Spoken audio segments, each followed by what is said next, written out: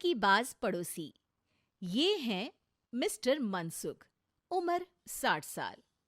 वैसे तो इनकी उम्र है राम नाम जपने की, पर मनसुख दिन रात अलग अलग लड़कियों का नाम जपते रहते हैं। अरे लड़की, सुन तो, तेरा नंबर क्या है? अंकल, अभी तो आपका नंबर है।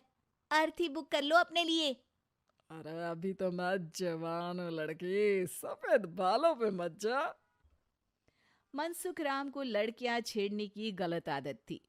पत्नी बहुत पहले गुजर गई थी, जिसके बाद मनसुख खुले बैल की तरह हो गए।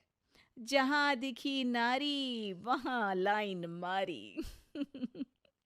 मनसुख राम के पड़ोसी सोनी जी के यहाँ नई बहू आई। नाम था कल्याणी। अरे वाह बेटा कल्याणी, तेरे आते ही घर में खुशी खुशी हो गई है बेटा। अरे माँ जी, जलेबी खाओ, बात मत करो, बोलने से खुशी को नजर ना लग जाए। जैसे मोहल्ले की हर लड़की पे मनसुख की नजर थी, वो कल्याणी को भी बुरी नजर से देखता है। एक दिन कल्याणी छत पे मिर्ची सुखाने जाती है। दूसरे छत पे खड़ा मनसुख गाना गाने लगता है। उफ उफ मिर्ची, हाय हाय मिर्ची, देखे तो तुझे लग जाए मिर्ची। कल्याणी को लगता है कि यूं ही गा रहे हैं, शौकिया तौर पर ये तो होता ही रहता है। एक दिन कल्याणी आंगन में पौधों को पानी दे रही होती है। फूल हूँ गुलाब का, चमेली का न समझना, आशिक हूँ मैं आपका, सहेली का न समझना। कल्याणी को ये बात बहुत अजीब लगती है, क्योंकि शायरी बोलते वक्त मनसुख उसी की तरफ देख रहा था। वो अंदर जाती है और अपनी सास को कहती है, ये जो हमारे पड़ोसी हैं। अरे दूर रहना उससे। हाँ, दूरी रहूंगी, पर ये थोड़े अजीब नहीं है? अरे अजीब, आवारा, ठरकी, पता नहीं क्या क्या आदमी है वो। हर लड़की पर नजर डालता है वो। उसकी उम्र की वजह से कोई उसे कहता नहीं। बाकी उसे आस पास रखना भी नहीं चाहिए। अरे पर ऐसे थोड़ी ना चलेगा, एफआईआर करवा देनी चाहिए। हवालात में हवा और लात खाएंगी तो समझ जाएंगे। अरे यही तो दिक्कत है ना समाज की। जिसके साथ दिक्कत होती है उसको भी समाज गुनहगार समझता है। लड़की अगर बोल दे कि फलाने ने मुझे छेड़ा है, तो कुछ लोग तो ये कहने लगते हैं कि लड़की की भी रजामंदी होगी ही। ये तो है, पर कुछ तो करना ही पड़ेगा। नहीं बेटा, कुछ मत कर। जबरदस्ती हम किसी से लड़ेंगे नहीं। हमारा परिवार इज्जतदार परिवार है। कीचड़ में जाएंगे तो हम भी तो गंदे हो जाएंगे ना। लेकिन सासू माँ, कीचड़ में जाए बिना गंदगी कैसे साफ होगी? अरे बेटा, मैं तो यही कहूंगी कि तू नई बहू है। अपना रुतबा बना बाकी औरतों में। अपनी समझदारी से, अपने काम से इन चक्करों में मत पड़ बेटा। बहू सास की बात ना चाहते हुए भी मान लेती है। और कई ऐसे मौके आते हैं जब मनसुख बहू पर उल्टे कमेंट्स करता है। जैसे एक दिन जब बहू छत पर सफाई कर रही होती है तो मनसुख छत पे आकर गाना गाने लगता है। तेरा ध्यान किधर है, तेरा हीरो इधर है, तेरा हीरो इधर है। मेरा ध्यान तो आपकी हरकतों पे ही है। थोड़ा आप भी ध्यान दो कि क्या कर रहे हो आप। अरे बहुत तीखी हो, और मुझे मिर्ची पसंद भी है। अरे वाह। बुढ़ाओ कहीं के। बहू वापस अपने कमरे में नीचे चली जाती है। वो किसी को बताती नहीं है कि आज मनसुख ने उसे क्या कहा, ताकि घर में टेंशन ना हो। एक दिन बहू घर के बाहर रोड पर ठेले वाले से सब्जी खरीदने जाती है।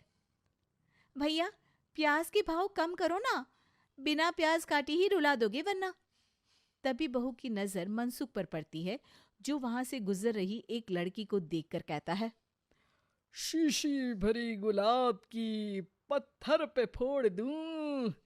तेरे लिए तो जाने मन जीना भी छोड़ दूं। लड़की सहम जाती है। उसकी उम्र शायद 18-19 साल की रही होगी। बहू ने जब ये देखा कि मनसुख ने इतनी छोटी उम्र की लड़की को तंग किया है, तो वो घर में जाके अपने पति से कहती है, तुम्हारा पड़ोसी मनसुख, अरे बहुत नीच आदमी है। अरे कुछ करते क्यों नहीं उसका? अरे मैं क्या करूं?